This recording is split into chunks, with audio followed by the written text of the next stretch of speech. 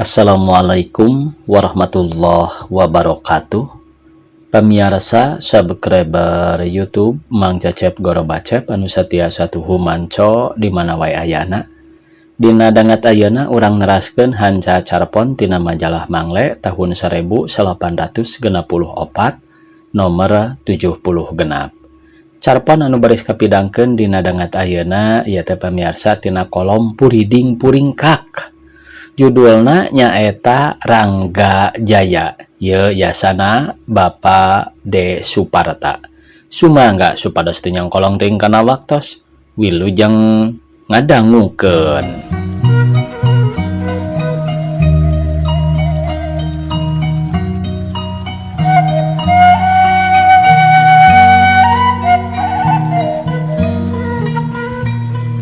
Kacaritakeun dina hiji poe Pak Kasim tukang batu di Pakapuran wewengkon Kacamatan Kalipucang geus beakeun hanca.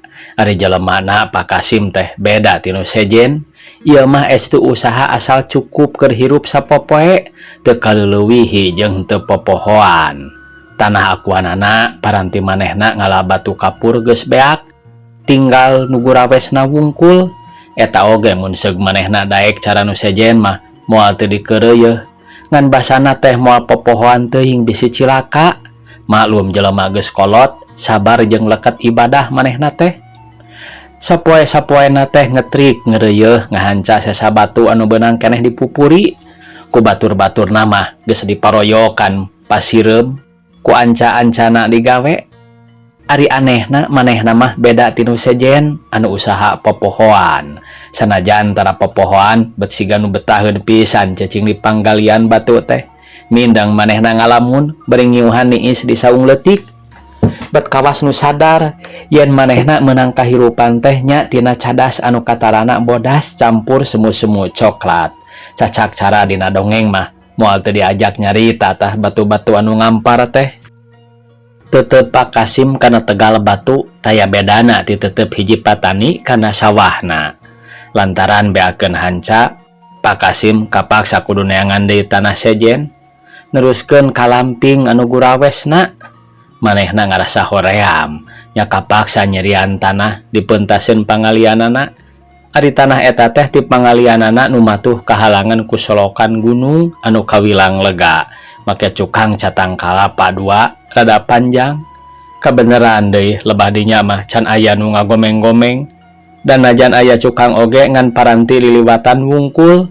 Puguh we Pak Kasim ngarasa lalugina pisan henteu kaberegsieun beakeun ku batur. Isukna gecruk manehna ngamimitian nugar lebah dinya. Jongjonna keur antang ngeureuyeuh sakumaha biasana. Anehna kakara oge wanci lohor manehna bet ngarasa kacida capekna. Lantaran teu beunang dipaksakeun koloyong ka saung leutik geek diuk ngareureuhkeun capek.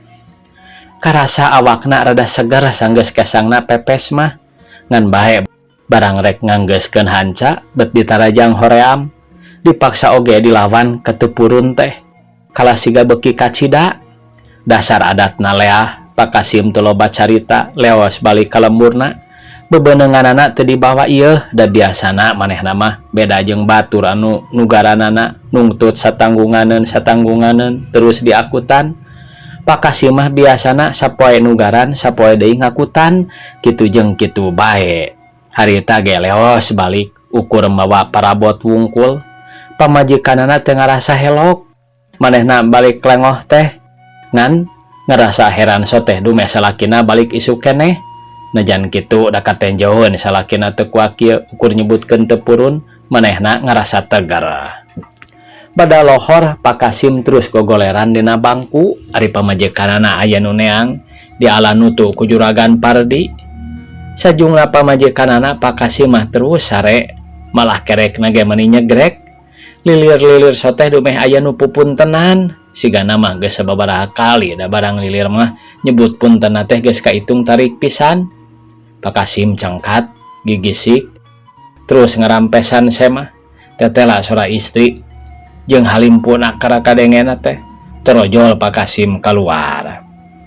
Aya pikeun saeunaon Den, cek manehna nyebut Den da katara istri teh ngora keneh jeung ginding. Puguh eta Mang Abdi teh di jurungan kupun bapa, saurna emang di haturanan karorompok aya pidamelen ngalereskeun tembok golodog. Saurna kedah kairingkeun ayeuna mergi bilih emang sasab di jalan. Najan reuwas Pak Kasim teh kapaksa ngamanggakeun bari gura-giru di baju. Cek itunganana mending ngeureueuh kuli nembok setengah poe mah lantaran poe eta manehna hampir teu bebeunangan. Teu loba carita kenceling manehna Indit nuturkeun istri anu neangna. Tetela ari jalanna mah kaparanti manehna Indit ka pagaweanana ngan liwati dinya manehna nyorang jalan anyar anu agreng pisan. Ari di deukeutan anak kahalangan ku wolongan gede bet kawas aya patilasan kota. Gedong-gedongna geus rarubuh parongpong ukur tinggal sesemplekan bata balatak di ditu di dieu. Lebah jambatan anu kacidato hagana manehna aya nu nanya pokna teh. Sim, geuning Kasim aya di dieu deui. Puguh ieu kuring teh diala ku enden. Aya pidameleun saurna ceuk Pak Kasim. Pak Kasim rada helok lantaran manehna apal ka jelema eta teh, tapi asa-asa jeung poho deui ngaranna. Beri lempang manehna mikir, tetela mun teu salah mah Ki Sukardi eta teh.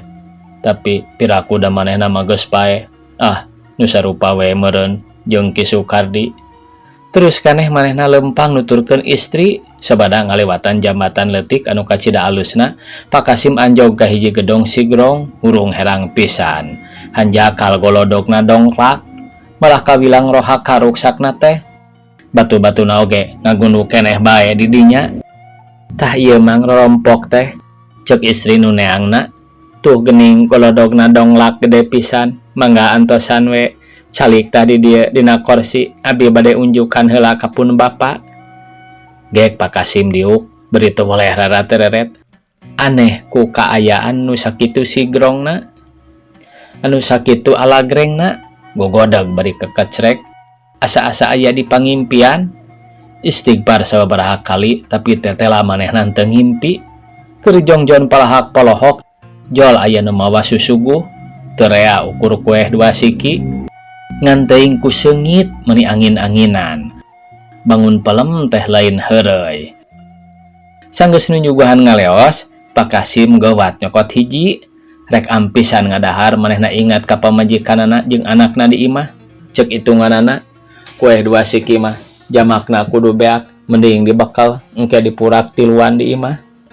Bus wae kueh nu 2 teh di kantongan. Sabot ngahulang nyipta-nyipta ngeunahna kueh di imah teu kanyahoan datangna hareupeunana geus aya pribumi nangtung. Pangawakanana jangkung gede, bewosan, malah Pak Kasim ge bubuhan keur ngalamun, ngarasa sawan mimitina mah. Tong rowas-rowas Pak Kasim, ceuk pribumi teh leuleuy. Bapa maneang Pak Kasim teh, dume percaya kana kabisa Pak Kasim. Cenah jabat sok ngalabat teh, Pak Kasim bisa nembok. Teu merenah gara imah sakieu alusna, hayo golodogna aya nu ngadungkar. Mun teu ngingetkeun kanu boga dosana, jelema sabar jeung ngahaja mah da dikumahakeun boa ku bapa teh. Pak Kasim ngareret kana lebah golodog anu ruksak bari nembalan. Leres Pak, kutu kira-kira tah gagawean jelema teh eta mah deleka meakeun aturan nu ngewaeun ka bapa rupina mah. Borora ngewa Pak Kasim, teu wawuheun-wawuheun acan ka bapa jelemana oge, ceuk pribumi. Pak Kasim beuki helok lantaran ceuk itunganana kaayaan teh geus aman, piraku aya keneh nu dudungkar kitu. Ceuk taksiranana pagawean teh kira-kira 2 poeun nilih kana kudu dialus-alusna mah. Iraha tuh Pak, kedah ngawitan didamelna, ceuk Pak Kasim. Eta mah ceuk pribumi bari imut. Dan boga dosana Pak Kasim, nyawayahna we ayeuna keneh ku Pak Kasim omean. Rada-rada teu percaya Pak Kasim kana dedengeanana, malah manehna nyangka pribumi anu pikasieun teh beuki heureuy. Tapi barang ditanyakeun sakali deui tetela pribumi teh nyebutkeun yen anu boga dosana teh manehna sorangan. Najan manehna ongeng-ongengan nyebut teu rumasa oge, pribumi kalah kaimut bari keukeuh nyebutkeun yen Pak Kasim anu ngabongkar golodogna. Kalah ku keukeuh nolak, pribumi ngajak ka Pak Kasim nenjoan kaayaan di sakurilingeun eta. Aneh, bet Sukardi jeung batur-baturna nu geus paraeh keur ngalabatu. Araya kabeh keur digawekeun memeres bangunan anyar jeung pakaranganana. Tetela anu bareto paraeh teh aya di dinya kabeh. Geus ningali kitu mah awak Pak Kasim ngadegdeg kesa ngucur luut leet. Sanggeus balik deui diu ka tempat nu tadi, pribumi teh sasauran deui.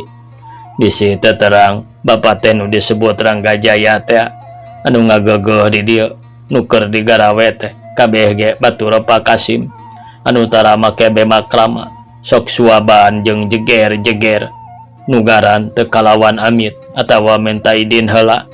Bapak ge ngarti kana keperluan manusia nu matak nu belah ditu mah jeung kabeh tonggo pek bae masing nepi ka rata oge.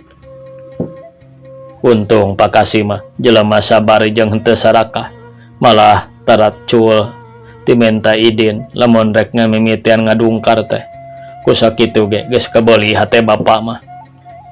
Nu matak Pak Kasim wayahna ngomean golodog da cacak kanu sejen mah moal make mere tempo Bapak teh meureun dirawat bae tuluy di dieu. Geus kitu mah teu lebah carita Pak Kasim nyanggupan jeung ngaku rumah sadosa. Sor manehna disodoran parabot nembok dekul bae digawe. Sidih kaina mah batu nu ngabayak teh anu tadi ku manehna didungkar. Jeung deui cek rarasaanana digawe teh asa enteng. Nepi ka anggeus teh cek taksiranana moal leuwih ti setengah jam. Geus reres manehna diajak diuk deui di emper ku pribumi beri imut sugema. Rangga Jaya sasauran, "Tah beres geuning Pak Kasim. Tah ayeuna Bapak rek nanya ka Pak Kasim. Nah kira-kira Pak Kasim betah di dieu ngumbara moal maksa Bapak mah ngan eta we Pak Kasim mah ari keureuh tina segala batu bari ngalamun teh sok bangun betah pisan di dieu. Mun betah jeung mun Pak Kasim daek ku Bapak ge moal digawekeun ngan pangmandorankeun itu we nu digarawe. Malah kop bae imah ieu ge eusian jeung si Nyai. Bapak mah rek nyieun deui nu anyar." Ngadenge kitu Pak Kasim ngadegdeg deui kesa ngucur sakujur badana.